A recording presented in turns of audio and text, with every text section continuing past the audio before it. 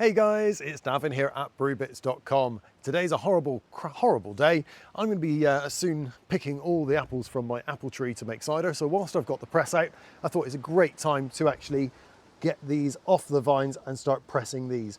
Now these are a grape called Muscat, and these are absolutely ready to go, to be picked and to be crushed and pressed. Oh, just saved a wood louse, look.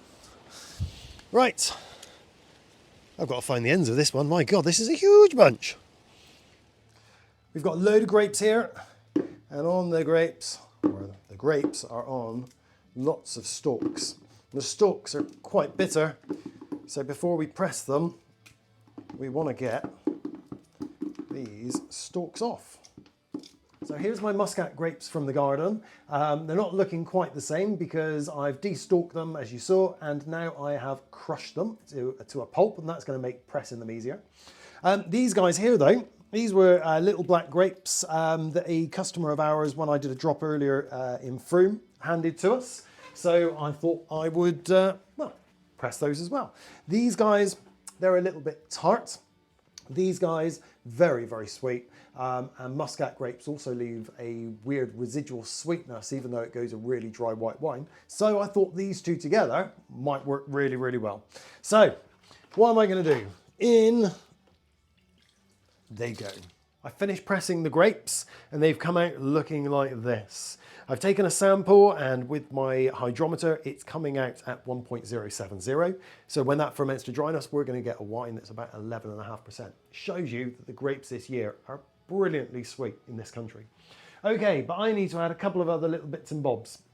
Here I've got something called pectolase, and that's just in case there's any pectin in those grapes, and it's going to help us finish with a lovely clear wine. This stuff, that's yeast nutrient. This is all the vitamins and minerals a yeast needs to be able to multiply and ferment the sugars in there fantastically.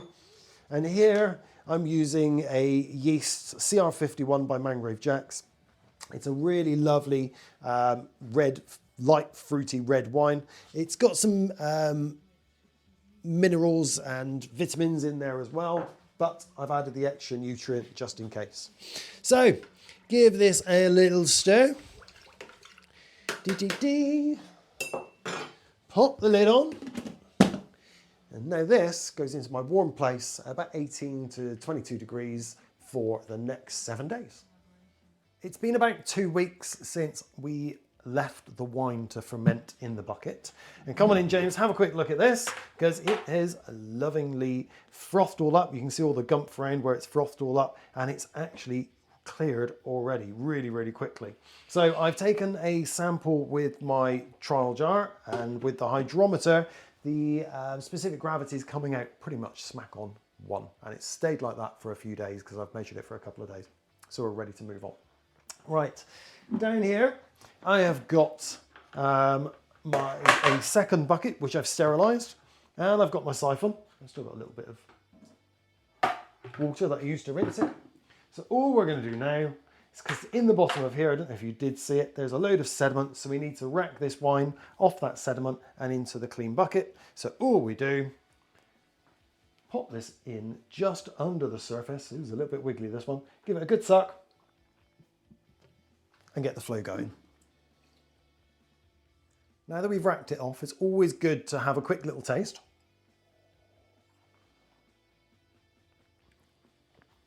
And I can tell you that is extremely sharp.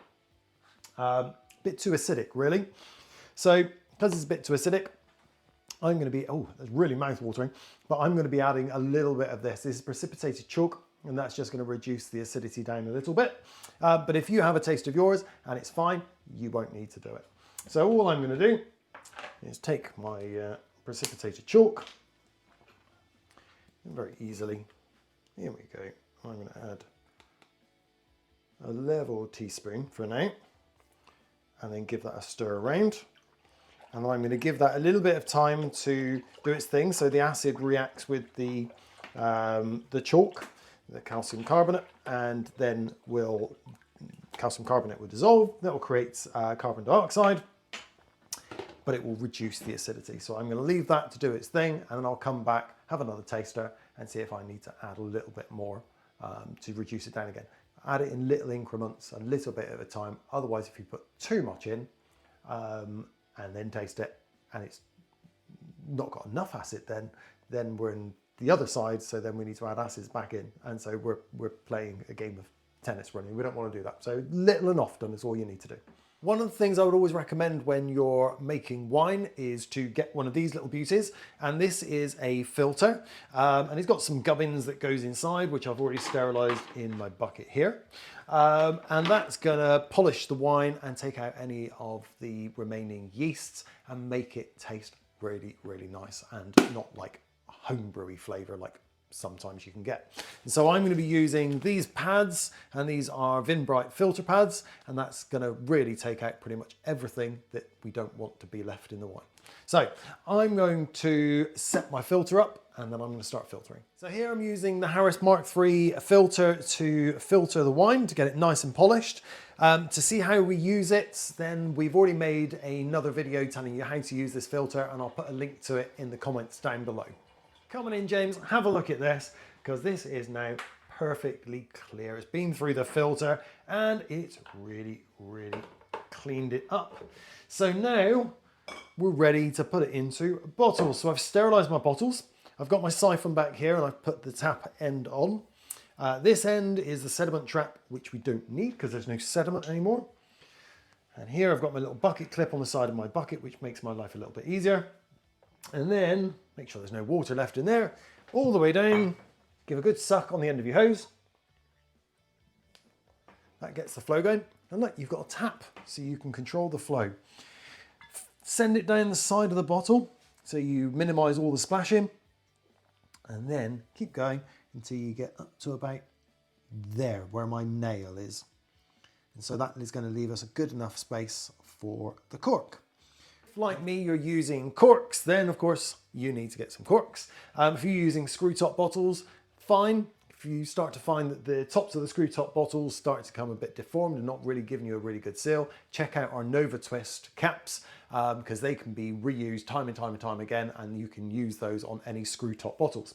Okay, but for the corks, which what I'm doing here, you'll either need some sodium metabisulfate or a Camden tablet, and one of those crushed into some water, and this has just come up to the boil and I've just turned it off.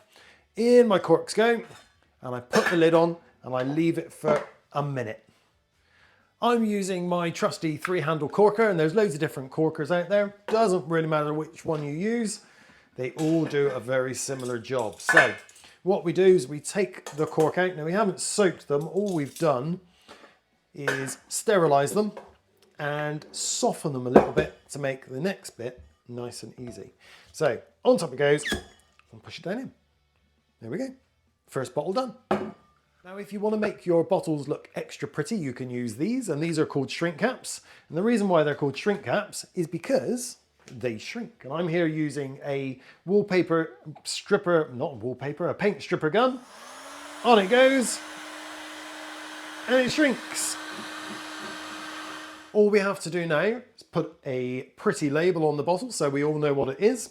And then these need to be left standing up for 48 hours to allow the corks to set into place. And then they need to be let down and left somewhere nice and cool for at least 6 months to bottle condition. It's going to be 6 months before you're going to really appreciate how this is going to taste. And all those lovely flavors are inside of there are going to change and going to alter and create a really, really nice wine for you. Right, so that is it. That's simply how to make your own wine at home using your own grapes. If you've got any questions or any comments, down in the comments section below, ask away. Let me know what you did. Let me know how you got on. And there we go. Hopefully, in 6 months' time, you're going to have a cracking bottle of wine just like us. Anyway, cheers for now. Happy brewing.